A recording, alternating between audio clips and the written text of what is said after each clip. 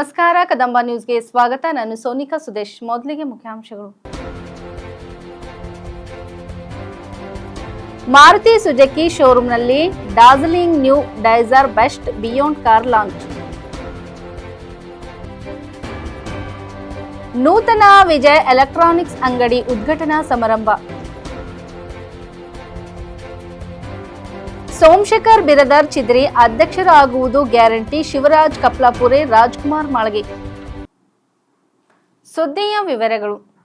ಬೀದರ್ನ ಪ್ರತಾಪ್ ನಗರ ಹತ್ತಿರದ ಪ್ರತಿಷ್ಠಿತ ಮಾರುತಿ ಸುಜುಕಿ ಶೋರೂಮ್ನಲ್ಲಿ ಲಾಹೋಟಿ ಮೋಟಾರ್ಸ್ ವತಿಯಿಂದ Darjeeling new Dzire best and beyond car launch ಕಾರ್ಯಕ್ರಮ ಹಮ್ಮಿಕೊಳ್ಳಲಾಯಿತು. ಮಾರುತಿ ಶೋರೂಮ್ ನಂಬಿಕೆಯ ಶೋರೂಮ್ ಆಗಿದೆ. ಹೆಚ್ಚು ಗ್ರಾಹಕರನ್ನು ಹೊಂದಿದ ಬ್ರಾಂಡೆಡ್ ಶೋರೂಮ್ ಆಗಿದೆ. ಆಮ್ ಆದ್ಮಿ ಕೂಡ ಇವತ್ತು ಕಾರು ಖರೀದಿ ಮಾಡುವ ಹಾಗೆ ಕಡಿಮೆ ದರದಲ್ಲಿ ಒಳ್ಳೆಯ ಫೀಚರ್ಸ್ ಹೊಂದಿದೆ. ಇವತ್ತು ಕಾರ್ ಖರೀದಿ ಮಾಡಿರುವ ಎಲ್ಲ ಗ್ರಾಹಕರಿಗೂ ಶುಭ ಕೋರಿದರು. ಲಾಹೋಟಿ ಮೋಟಾರ್ಸ್ನ ಜನರಲ್ ಮ್ಯಾನೇಜರ್ ಶ್ರೀಪದ ದೇಶಪಾಂಡೆ ಅವರು ಮಾತನಾಡಿ, ಹೊಸ ಕಾರು ಲಾಂಚ್ ಮಾಡಿದ್ದೇವೆ. ನಮ್ಮ ಈ ಬ್ರ್ಯಾಂಡ್ನ ಮೊದಲ ಕಾರಿನ ಕೀಯನ್ನು ಮೊದಲ ಗ್ರಾಹಕರಾಗಿದ್ದ ಬಿಜೆ ವಿಷ್ಣುಕಾಂತ್ ಅವರಿಗೆ ಶಾಸಕ ಶೈಲೇಂದ್ರ ಬೆಲ್ದಾಳೆ ಅವರ ಮೂಲಕ ಹ್ಯಾಂಡ್ ಓವರ್ ಮಾಡಲಾಗಿದೆ ಎಂದರು. ಮುಖ್ಯವಾಗಿ ಇದುವರೆಗಿನ ವಾಹನಗಳಲ್ಲಿ ಈ ವಾಹನ ಒಳ್ಳೆಯ ಫೀಚರ್ಸ್ ಹೊಂದಿಗೆ ಕಡಿಮೆ ದರದಲ್ಲಿ ಖರೀದಿ ಮಾಡಬಹುದಾಗಿದೆ. ಹಾಗಾಗಿ ಗ್ರಾಹಕರು ಹೆಚ್ಚಿನ ಮಾಹಿತಿಗಾಗಿ ಒಮ್ಮೆ ಶೋರೂಮ್ಗೆ ಭೇಟಿ ನೀಡುವುದಾಗಿ ತಿಳಿಸಿದರು. ಗ್ರಾಹಕರಾದ ವಿಷ್ಣುಕಾಂತ್ ಬಿಜೆ ಅವರು ಮಾತನಾಡಿ, ಮಾರುತಿ ಸುಜುಕಿ ಲಾಹೋಟಿ ಶೋರೂಮ್ನವರು ಬಹಳ ಕ್ರಿಯಾಶೀಲರಾಗಿ ಪದರಸದ ಹಾಗೆ ಕೆಲಸ ಮಾಡುತ್ತಾರೆ ಎಂದರು. ಈ ಸಂದರ್ಭದಲ್ಲಿ ಎಸ್ಬಿಐನ chief manager Manoj, SBI BM Chintamani Ninje, Lahoti Motors GM service Vijay Kumar Sindagi, Lahoti Motors SM Jagannath Reddy ಸೇರಿದಂತೆ ಇನ್ನಿತರರು ಇದ್ದರು.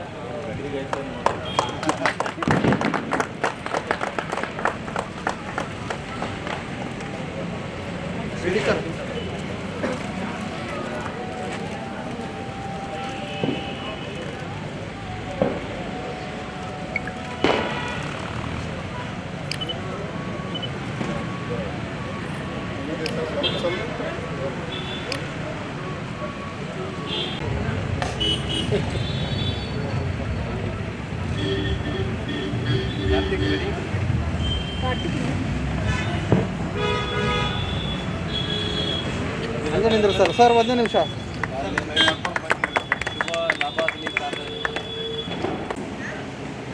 ಸರ್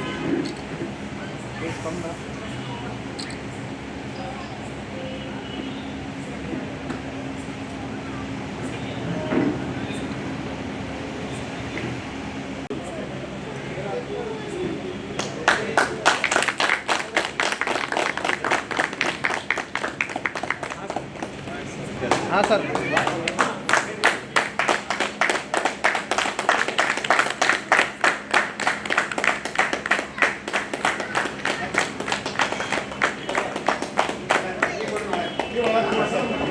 ಬರ್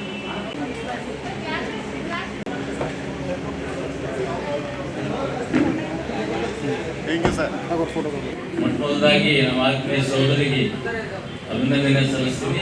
ಅವರು ಈ ವೆಹಿಕಲ್ ಈ ಶೋರೂಮ್ನಲ್ಲಿ ತಗೊಂಡು ಅವ್ರು ಮುಂದೆ ಅದರಲ್ಲಿ ತಮ್ಮ ಜೀವನ ಸಾಗಿಸ್ಲಿಕ್ಕೇನು ತಗೊಂಡಿದ್ದಾರೆ.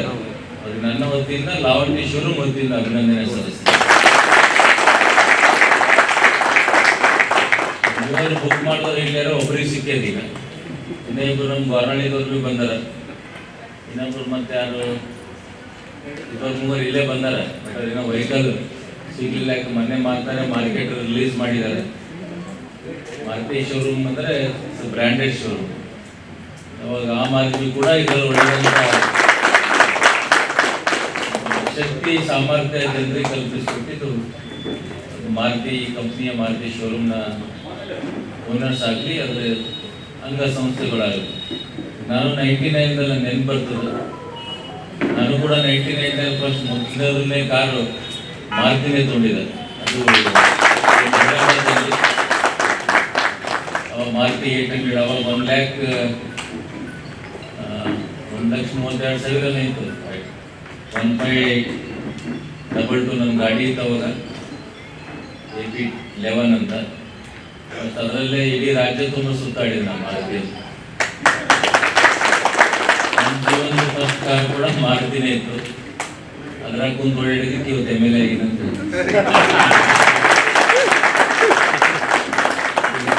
ಇವರು ಕುಂತು ಓಡಾಡಂತ ದೊಡ್ಡ ಚಲನಚಿತ್ರಕಾರರ, ಹೌದು, ಒಳ್ಳೆ ಪಿಕ್ಚರ್ ರಿಲೀಸ್ ಆಗಿ ಚೆಂದ ಸಕ್ಸಸ್ ಆಗಲಿ ಅಂತ ಅವ್ರಿಗೆ ಕೂಡ ನಾನು ಅಭಿನಂದನೆ ಸಲ್ಲಿಸ್ತೀನಿ.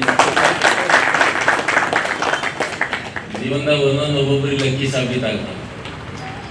ಅಂದರೆ ಎಲ್ಲದರಲ್ಲಿ ನನಗಿದು ಸಾಬೀತಾಗಿದೆ ಅಂತ ಹಿಮ್ಮೇಲಿಂದ ಹೇಳ್ತೀನಿ. ಆಮೇಲೆ ಬೇರೆ ಬೇರೆ ವೆಹಿಕಲ್ ಭಾಳಷ್ಟು ತೊಗೊಂಡಿರ್ಬೇಕು. ಯಾಕಂದರೆ ಮೊದಲನೇದು first vehicle, first love, first business, ಇವೆಲ್ಲ ಜೀವನ ಎಂದು ಮರೀತೇನೆ.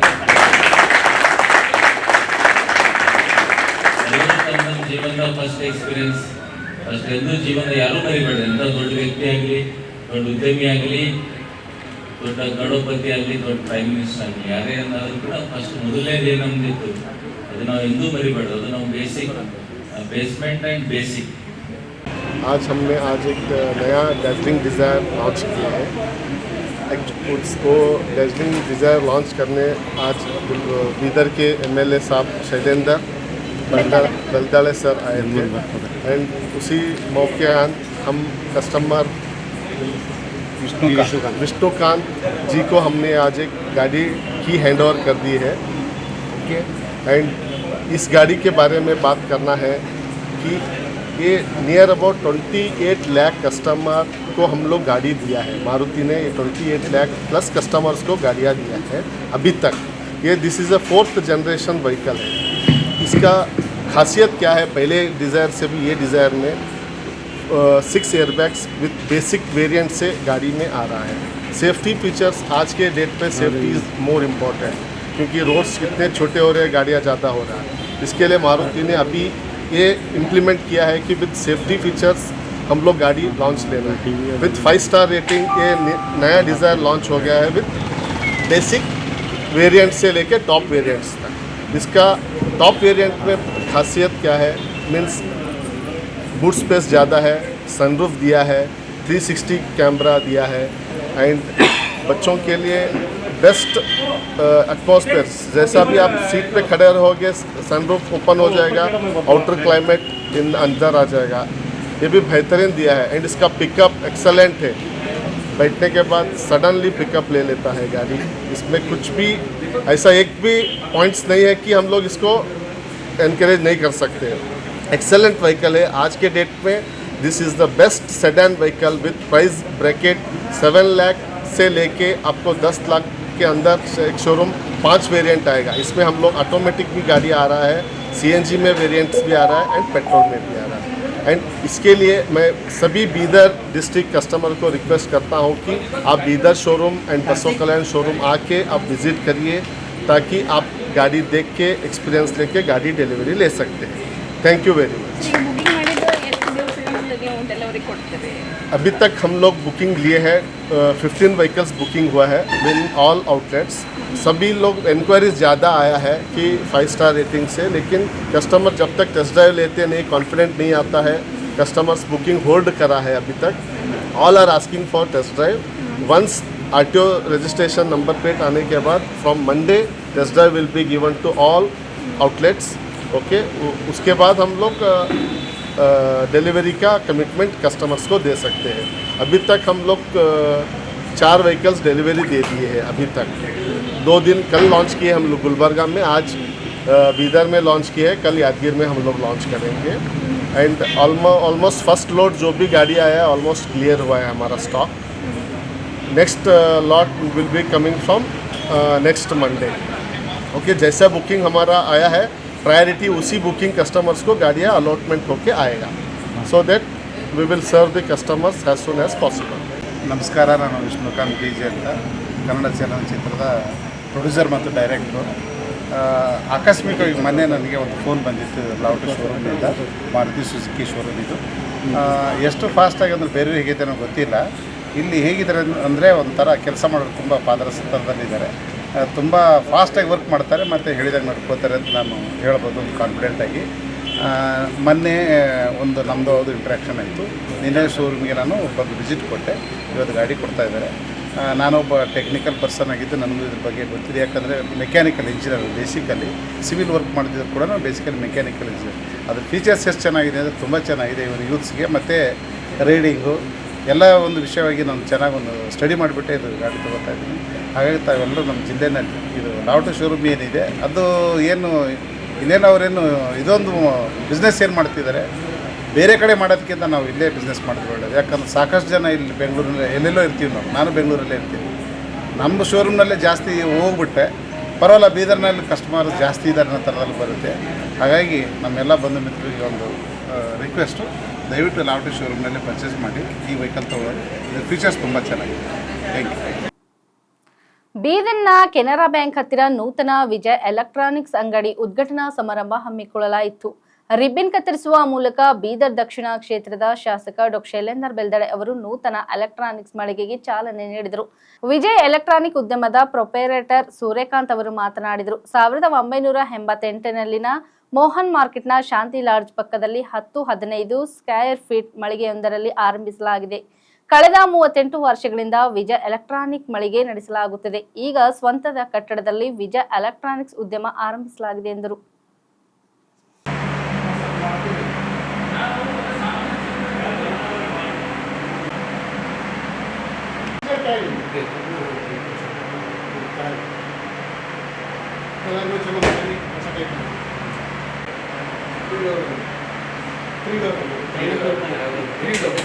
ಎಷ್ಟೋ ಪರ್ಸೆಂಟ್ ಬೇಕಾದ್ರೆ ಓಪನ್ ಮಾಡ್ಬೋದು.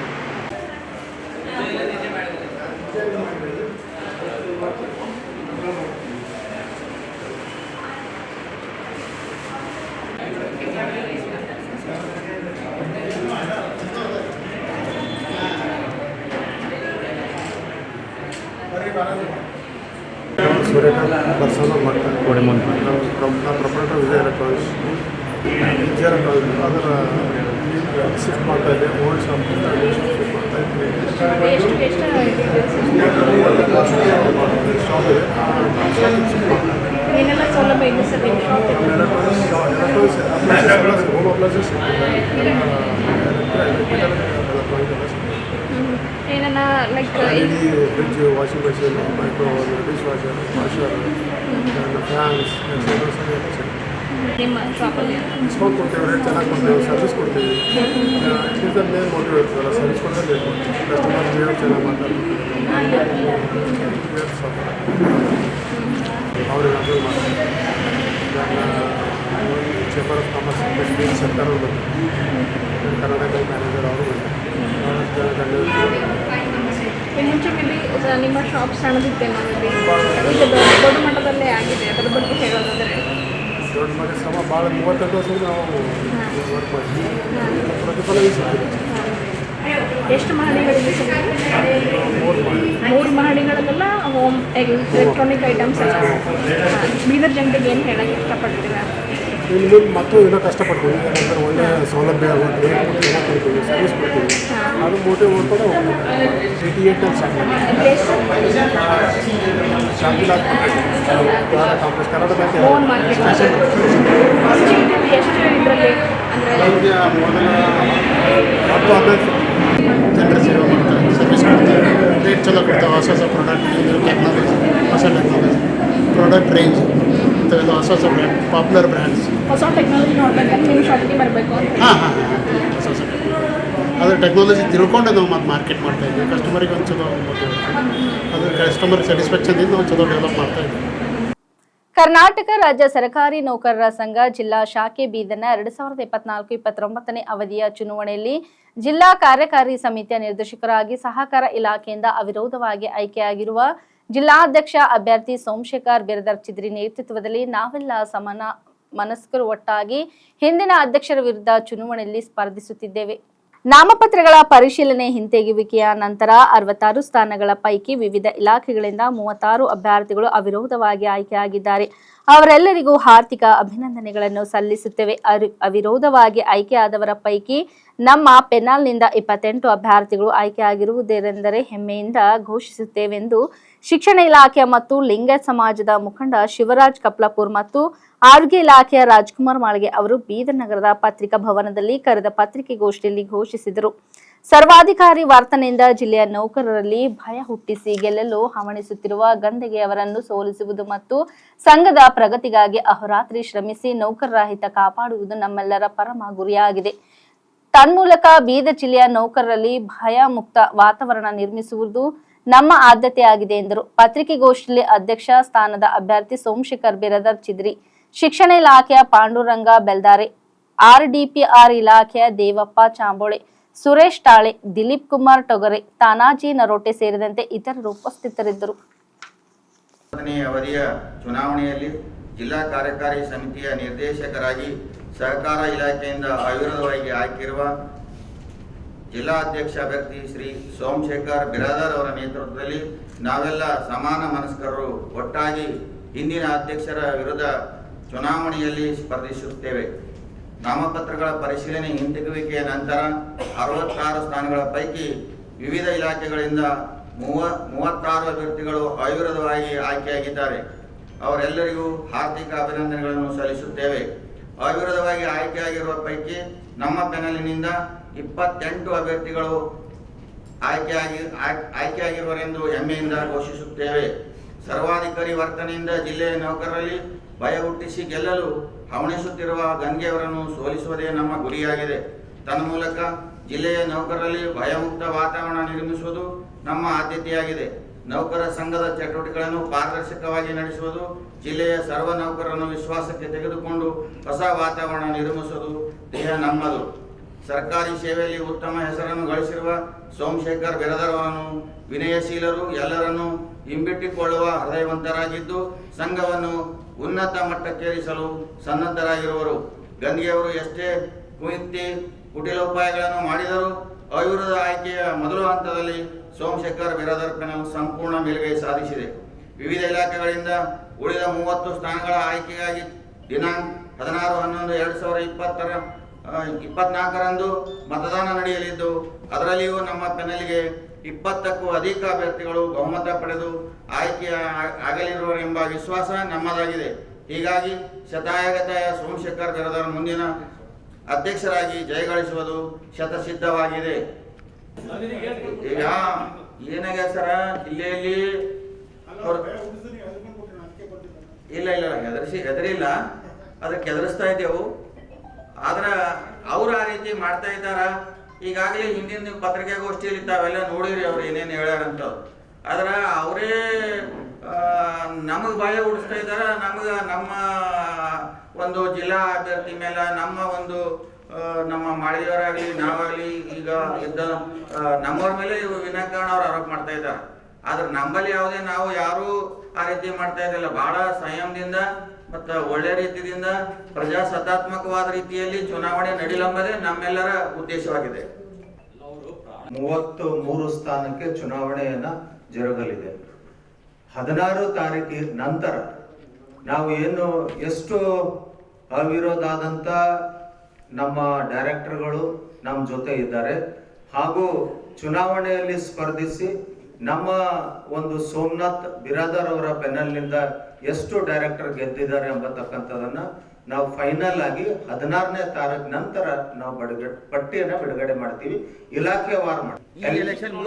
ಈ ಎಲೆಕ್ಷನ್ ಮುಗಿದ ನಂತರ ಡಿಸೆಂಬರ್ 4 ತಾರೀಕಿಗೆ ಅಧ್ಯಕ್ಷ ಚುನಾವಣೆ ನಡೆಯಲಿದೆ.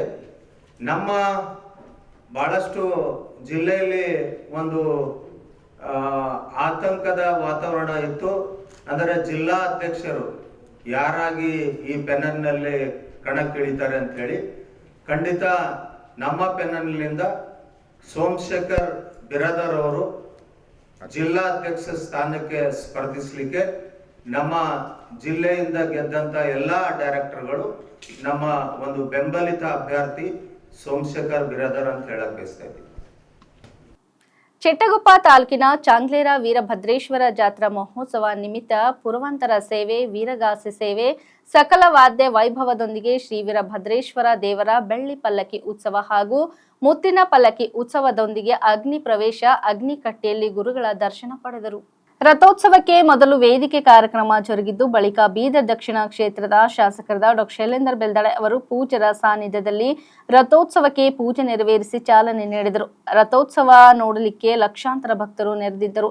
ಈ ಸಂದರ್ಭದಲ್ಲಿ ವೇದಿಕೆ ಮೇಲೆ ತಾಡೋಳ್ ಮಠದ ಶಿವಾಚಾರ್ಯರು, ರೇಣುಕಾ ಗಂಗಾಧರ್ ಶಿವಾಚಾರ್ಯರು, ಶಿವಕುಮಾರ್ ಶಿವಾಚಾರ್ಯರು, ಹವಾಮಲ್ಲಿನಾಥ ಮಹಾರಾಜರು, ಮಾಜಿ ಶಾಸಕ ರಾಜಶೇಖರ್ ಪಾಟೀಲ್, ಎಂಎಲ್ಸಿ ಚಂದ್ರಶೇಖರ್ ಪಾಟೀಲ್, ಭೀಮರಾವ್ ಪಾಟೀಲ್, ಅಭಿಷೇಕ್ ಪಾಟೀಲ್, ಮಂಜುನಾಥ್ ಪಾಂಚಾಳ್, ಮುಕುಲಾ ಜೈನ, ಅನಂತರಾವ್ ಕುಲಕರ್ಣಿ ಸೇರಿದಂತೆ ಇನ್ನಿತರರು ಇದ್ದರು. ಮತ್ತೆ ಮನಸ್ಸಿನ ಸ್ಥಿತಿಗಳೆಲ್ಲ ಹಾಳಾಗೋದು, ಬೇಜಾರಾಯಿತು. ಬೇಜಾರಾಗಿ ಬಂದ ನಂತರ ಮತ್ತೆ ಮನೆಯೊಳಗ ದೇವರ ಪ್ರತಿಷ್ಠಾಪನೆ ಅವಾಗಪ್ಪ ವೀರಭದ್ರ ಸ್ವಾಮಿ ಮೂರ್ತಿ ಮತ್ತೆ ನಾವು ದೇವ್ರ ಮನೆ ಕೂಡ್ತಂತ ಯಾಕ್ರಿ ತೆಗೆದ್ಯಾಕೆ ಬಿಟ್ಟಿದ್ರಿ, ಮತ್ತೆ ಈಗ ಸಮಾಧಾನ ಇಲ್ಲ. ತಂದೆ ಮಕ್ಕಳಿಗೆ ಕಲಿಯಲ್ದು, ಗಂಡ ಹೆಂಡತಿ ಕಲಿಯಲ್ದು, ಯಾರಿಗೂ ಕಲಿಯಲ್ದು, ಒಂದಕ್ಕೊಂದು ಬೇಜಾರಿನೇ ಅದ.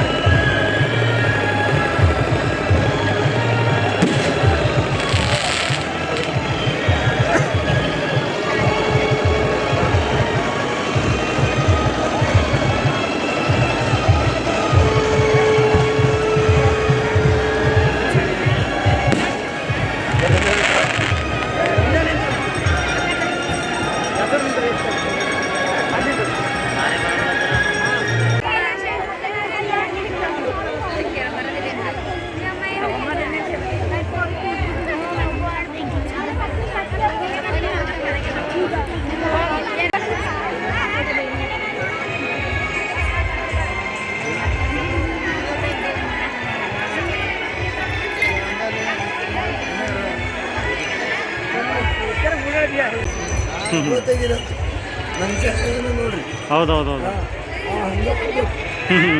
ರಾಮನಾಥ ಅಂತ ಹೇಳಿದ್ರು. ನಮ್ಮ ಸಂಸಾರಮಯವಾಗಿರ್ತಕ್ಕಂಥ ಜೀವನದಲ್ಲಿ ಅತ್ಯಂತ ಸುಂದರವಾಗಿರ್ತಕ್ಕಂಥ ಆ ಜೇಡೀರ ದಾಸಮಯ್ಯನವರು ತಮ್ಮ ವಚನದಲ್ಲಿ ಹೇಳಿದ್ದಾರೆ. ನಮ್ಮ ಸಂಸಾರಮಯವನ್ನ ಯಾವ ರೀತಿಯಲ್ಲಿ ಹೇಳಿದ್ದಾರೆ ಅಂತಂದ್ರೆ, ಒಂದನೇ ಎತ್ತಿನ ಬಂಡಿಗೆ ಹೋಲಿಕೆಯನ್ನು ಮಾಡಿ ಹೇಳಿದ್ದಾರೆ.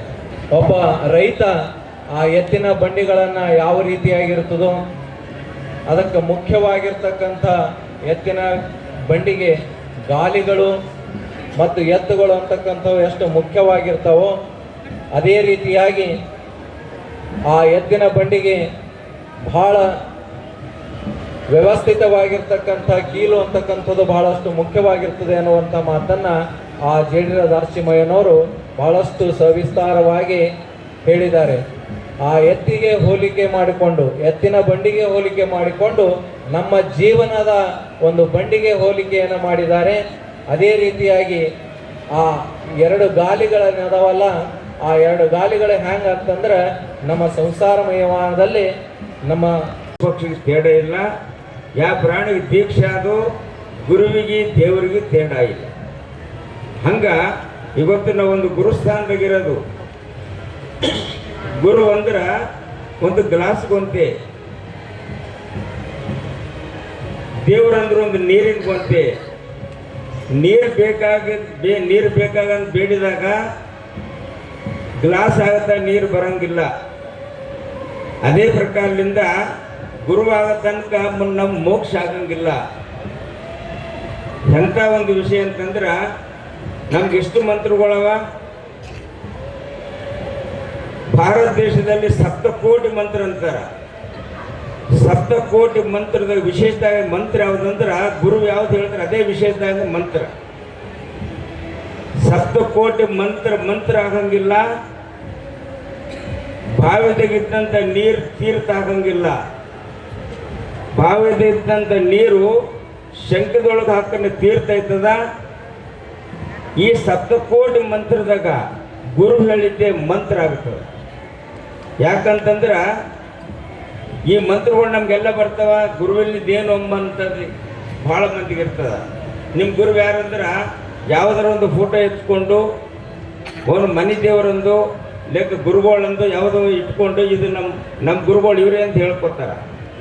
ಕನಸಿನಾಗ ಊಟ ಮಾಡಿದ್ರೆ ಹೊಟ್ಟೆ ತುಂಬಂಗಿಲ್ಲ. ಊಟ ಮಾಡಿದ್ರೆ ಹೊಟ್ಟೆ ತುಂಬಬೇಕಾದ್ರೆ ಕನಸಿನ ಊಟ ಮಾಡಿ ಹೊಟ್ಟೆ ತುಂಬತೇನು ಆಗಂಗಿಲ್ಲ. ಹಾಗೆ ಈ ಮಂತ್ರ ಅಂಬಂಥದ್ದು ಸಾಕ್ಷಾತ್ ಗುರು ಕೊಟ್ಟರೆ ಮಂತ್ರ ಆಗ್ತದೆ. ಇಲ್ಲಿವರೆಗೆ ಸುದ್ದಿ ಕೊಟ್ಟಿದ್ದು ನಾನು ಸೋನಿಕಾ ಸುದೇಶ್. ಮುಂದಿನ ಸುದ್ದಿಯೊಂದಿಗೆ ಮತ್ತೆ ಭೇಟಿಯಾಗೋಣ. ವಂದನೆಗಳು.